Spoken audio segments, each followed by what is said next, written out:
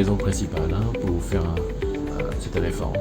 La première, c'est d'arriver à dégager un espace budgétaire, c'est-à-dire une marge de manœuvre dans le budget de l'État pour pouvoir agir de façon agile pour faire face à des chocs. Donc on a vu ça par exemple dans le contexte de Covid, c'est un choc qu'on ne pouvait pas anticiper.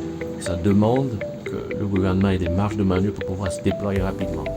La deuxième raison pour faire cette réforme, où on appuie cette réforme, en NSK, c'est on veut limiter les risques budgétaires. Donc évidemment les subventions sont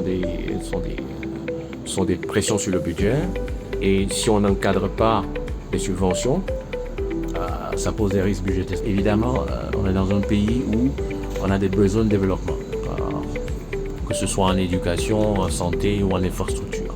Donc faire cette réforme, c'est un moyen aussi de dégager un peu plus de ressources qui va pouvoir aller sur ces investissements publics qui sont importants.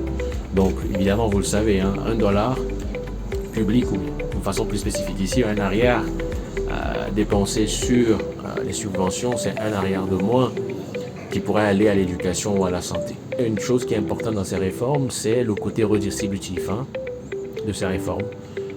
On sait qu'en général, dans les pays, ces réformes vont profiter souvent aux plus fortunés.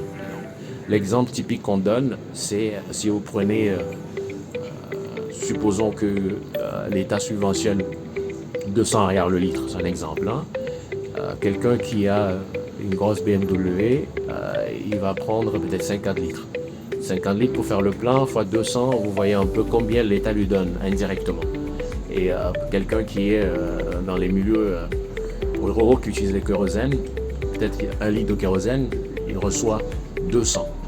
Donc c'est un peu l'autre aspect aussi que cette réforme permet d'adresser en matière d'être un peu plus redistributif. Évidemment, il y a aussi des mécanismes de compensation. Donc on est très heureux de voir qu'il y a des kits solaires qui ont été déployés dans les milieux ruraux qui permettent justement aux plus vulnérables de pouvoir faire face à l'augmentation potentielle des prix.